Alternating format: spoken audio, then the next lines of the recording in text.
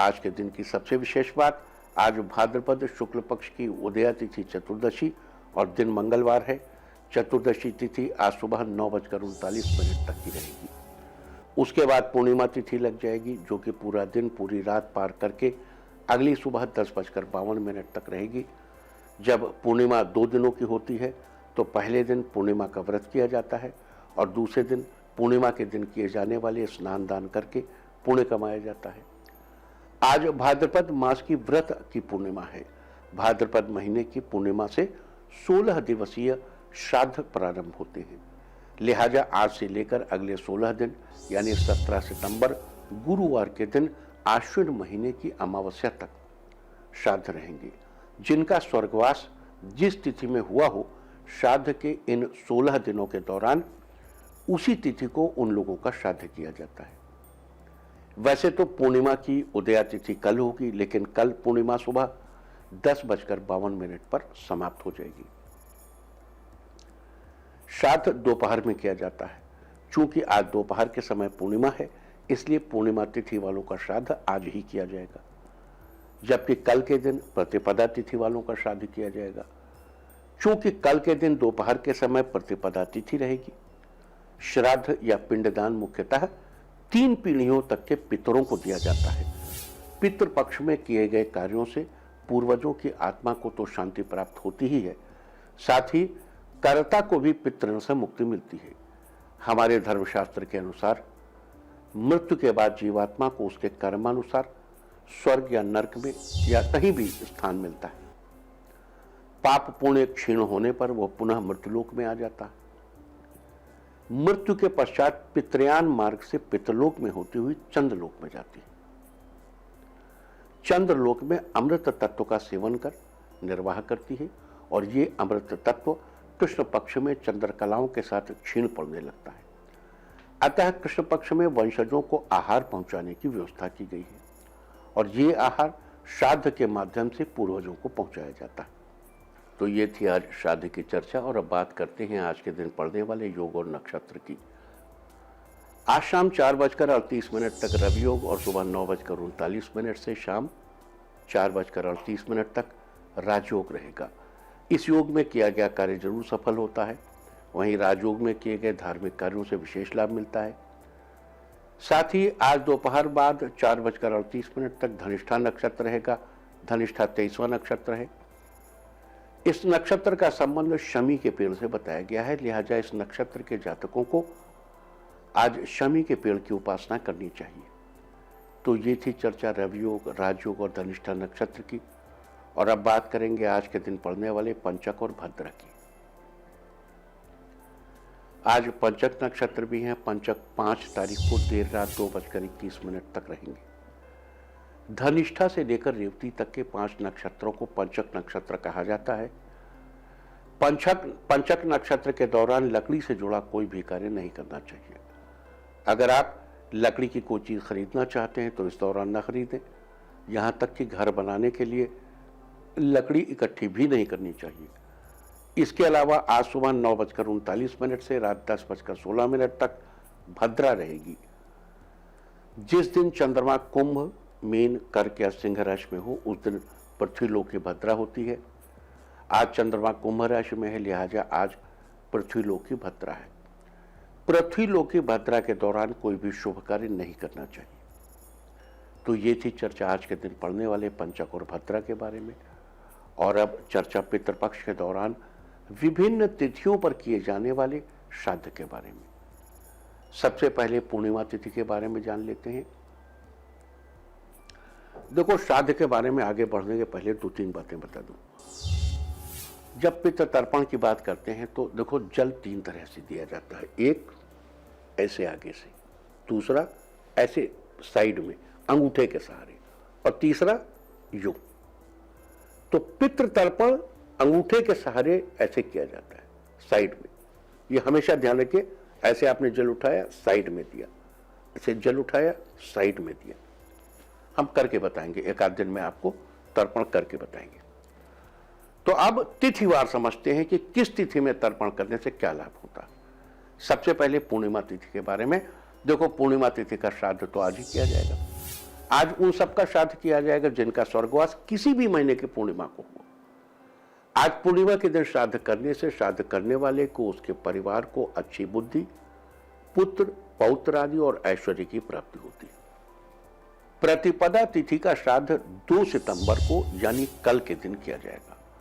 कल के दिन उन लोगों का श्राद्ध करेंगे जिनका स्वर्गवास किसी भी महीने के कृष्ण या शुक्ल पक्ष की प्रतिपदा को हुआ हो। देखो, उनका श्राद्ध करेंगे लेकिन जल रोज पूरे पितरपक्ष दीजिए। और प्रतिपदा तिथि का श्राद्ध करने वाले व्यक्ति की धन संपत्ति में वृद्धि होती है।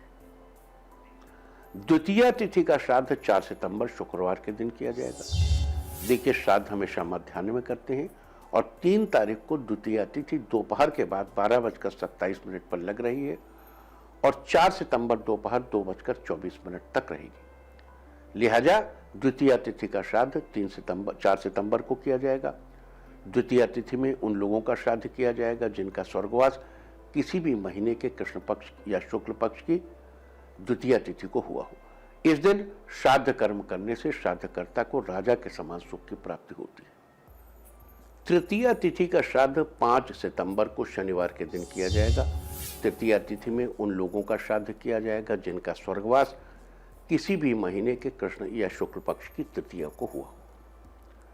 तृतीया तिथि में श्राद्ध करने से व्यक्ति को शत्रुओं से छुटकारा मिलता है।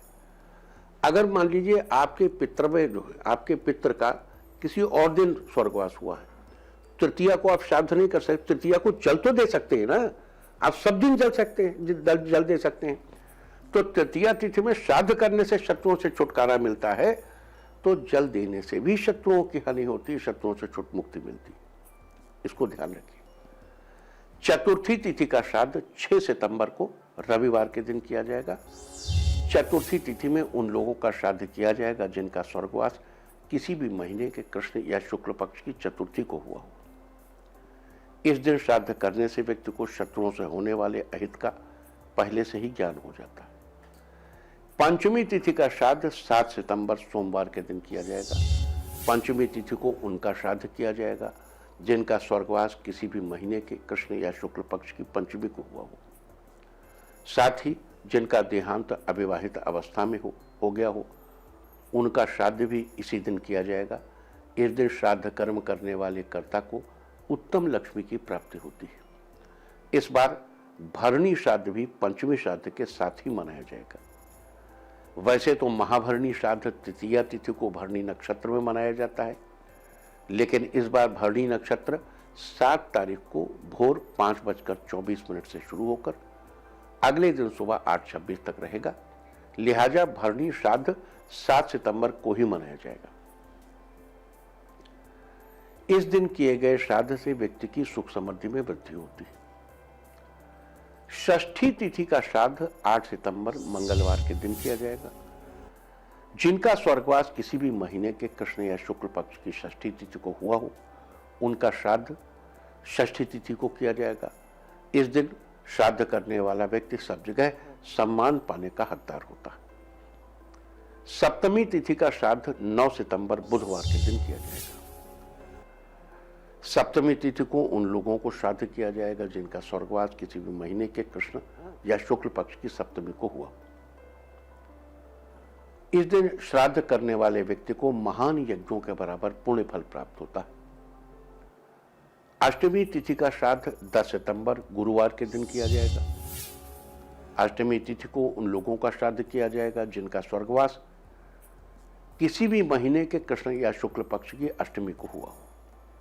इस दिन श्राद्ध करने वाले व्यक्ति को संपूर्ण समृद्धियों की प्राप्ति होती है। नौमी तिथि का श्राद्ध 11 सितंबर को किया जाएगा। इसे मातृ नौमी भी कहते हैं। नौमी तिथि को उनका श्राद्ध किया जाएगा जिनका स्वर्गवास किसी भी महीने के कृष्ण या शुक्ल पक्ष की नौमी को हुआ हो। साथ ही सौभाग्यवती स्त्रियों जिनकी मृत्यु उनके पति से पूर्व ही हो गई हो, उनका श्राद्ध नौमी को ही किया जाएगा। इस दिन श्राद्ध करने वाले व्यक्ति को ऐश्वर्य की प्राप्ति होती है। दशमी तिथि का श्राद्ध 12 सितंबर को किया जाएगा। दशमी तिथि को उन लोगों का श्राद्ध किया जाएगा जिनका स्वर्गवास किसी भी महीने के कृष्ण या शुक्ल पक्ष की दशमी को हुआ हो। इस दिन श्राद्ध करने वाले व्यक्ति को कभी लक्ष्मी की कमी नहीं होती। एकादशी तिथि का श्राद्ध 13 सितंबर को किया जाएगा। एकादशी तिथि को उन लोगों का श्राद्ध किया जाएगा जिनका स्वर्गवास किसी भी महीने के कृष्ण या शुक्ल पक्ष की एकादशी को हुआ हो। इस दिन श्राद्ध करना सबसे पुण्यदायक माना गया है। आप अगर श्राद्ध, मान लिया आपके पितृ का श्राद्ध किसी और दिन है, तो आप इस दिन पानी तो दे ही सकते। द्वादशी तिथि का श्राद्ध 14 सितंबर को किया जाएगा। द्वादशी तिथि को उन लोगों का श्राद्ध किया जाएगा जिनका स्वर्गवास किसी भी महीने के कृष्ण या शुक्ल पक्ष की द्वादशी को हुआ हो। साथ ही जिन लोगों ने स्वर्गवास से पहले संन्यास ले लिया हो, उन लोगों का श्राद्ध भी 14 सितंबर को किया जाएगा। इस दिन श्राद्ध करने वाले के घर में कभी अन्न की कमी नहीं होती। त्रयोदशी तिथि का श्राद्ध 15 सितंबर को किया जाएगा। त्रयोदशी तिथि को उन लोगों का श्राद्ध किया जाएगा जिनका स्वर्गवास किसी भी महीने के कृष्ण या शुक्ल पक्ष की त्रयोदशी को हुआ हो। साथ ही नवजात शिशुओं का श्राद्ध भी 15 सितंबर को किया जाएगा। इस दिन श्राद्ध करने से व्यक्ति को श्रेष्ठ बुद्धि, संतति, दीर्घायु और ऐश्वर्य की प्राप्ति होती है। चतुर्दशी तिथि का श्राद्ध 16 सितंबर को किया जाएगा। चतुर्दशी तिथि को उन लोगों का श्राद्ध किया जाएगा जिनका स्वर्गवास किसी भी महीने के कृष्ण या शुक्ल पक्ष की चतुर्दशी को हुआ हो। साथ ही उन लोगों का श्राद्ध भी इस दिन किया जाएगा जिनकी अकाल मृत्यु हुई हो या मृत्यु किसी एक्सीडेंट या किसी शस्त्र आदि से हुई हो।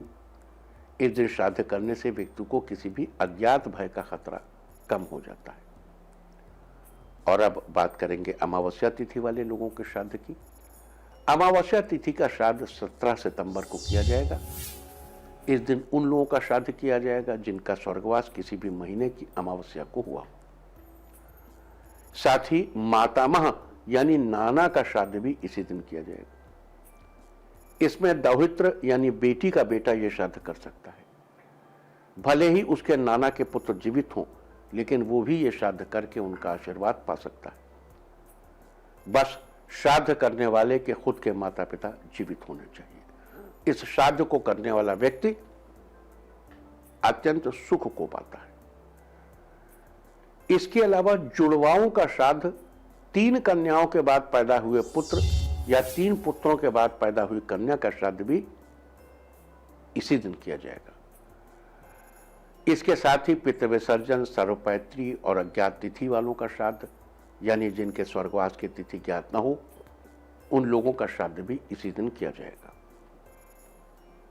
अमावस्या के श्राद्ध के साथ ही इस दिन महालया की भी समाप्ति हो जाएगी। तो ये सारी चर्चा थी आज से पितृपक्ष की शुरुआत के बारे में। कल हम आपको नक्षत्रों के आधार पर श्राद्ध कर्म के बारे में बताएंगे। देखो, श्राद्ध के दौरान जो नक्षत्र पड़ते हैं, उनमें से हर नक्षत्र के दौरान जो श्राद्ध कर्म आप करते हैं, आप पानी तो रोज दे सकते हैं ना, आप रोज पानी दीजिए। नक्षत्र के अनुसार उनके क्या फल है, इनकी चर्चा हम कल करेंगे। और अब आगे बढ़ने के पहले आपको याद दिला दूं, हमको आपको शुरू में ये बात कहनी चाहिए थी, हम फिर आपको याद दिला दें, आज उमा महेश्वर व्रत है। आज शिव पार्वती परिवर्तनोत्सव है। ये व्रत क्या है, इसकी सिग्निफिकेंस क्या है? जब महालक्ष्मी व्रत शुरू हो रहे थे 26 तारीख को, उस दिन हमने आपसे बताया था कि जो लोग पूरे 16 दिन नव व्रत रह सके, वो पहला दिन, आखिरी दिन यानी 10 सितंबर और बीच का रह ले। तो देखो, पूर्णिमा आज भी हो, पूर्णिमा कल भी है, लेकिन कल दोपहर में पूर्णिमा नहीं होगी। आप स्वतंत्र हैं उमा महेश्वर व्रत कल भी रहने के लिए, लेकिन अगर हमारी राय मानो तो आप 1 तारीख को ही रहो उमा महेश्वर व्रत, क्योंकि पूर्णिमा की रात आज ही है, मध्याह्न में भी पूर्णिमा आज ही है, और शिव पार्वती परिवर्तनोत्सव भी आज ही है। हमने आपसे जब महालक्ष्मी व्रत की बात की थी तो कहा था 16 वर्ष तक जो व्यक्ति इस व्रत को करता है उसे 7 जन्मों तक अखंड लक्ष्मी प्राप्त होती है। याद दिला दूं कि जो व्यक्ति 18 वर्ष तक उमा महेश्वर व्रत करता है उसको जन्म जन्मांतर में कभी कोई क्लेश नहीं होता, कोई दुख नहीं होता, सारे वैभव प्राप्त होते हैं।